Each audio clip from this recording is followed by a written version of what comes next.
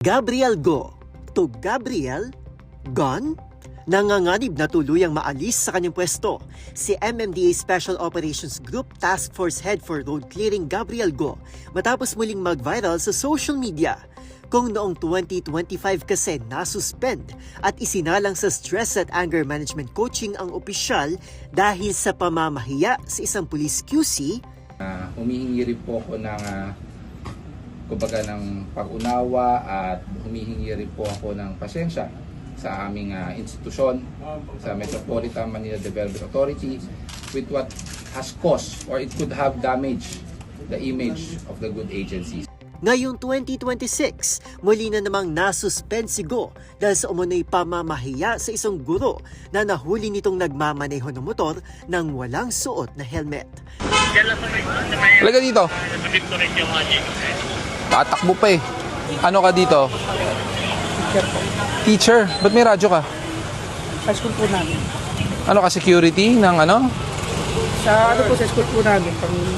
Para po sa sa school namin. O teacher ka tapos wala kang helmet. Sorry po. Paano naman natin tuturuan ng ating mga estudyante kung ganun? Kalmado ang komprontasyon ng dalawa. Ang di pinangalan ng guro, humingi na lang ng paumanhin at nakiusap na wag na siyang videohan gaya ng karaniwang ginagawa ng opisyal sa kanyang clearing operations. Pero baka pwede wag din ang iyaro sa ano. Kaliwa kayo. Sa nyo, nakaka-teacher. Blurred ka naman eh. Huwag ka na lang magpapakilala ng pangalan mo. Sa panig ni Go, mga teacher anya ang dapat na nagiging mabuting ehemplo sa mga kabataan.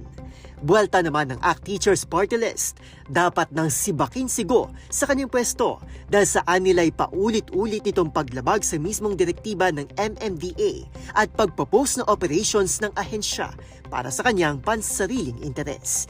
Sa isang hiwalay na statement, sinabi ng MMDA na nakatanggap na sila ng sulat mula sa iba't ibang grupo kaugnay ng issue. Nangako naman ito na pagpapaliwanagin nating imbestigahan kung may pananagutan nga ba si Go sa kanyang ginawa.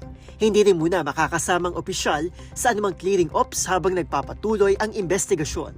Sa kabila nito, tuloy pa rin ang pagpo-post ni Go kung saan ang ilan sa mga ito ay kapansin-pansing tila pahaging sa kahalagahan ng pagsusuot ng helmet sa kalsada. Para sa Dazer HTV, ito si Arnold Herrera. Una sa Pilipinas, una sa Pilipino.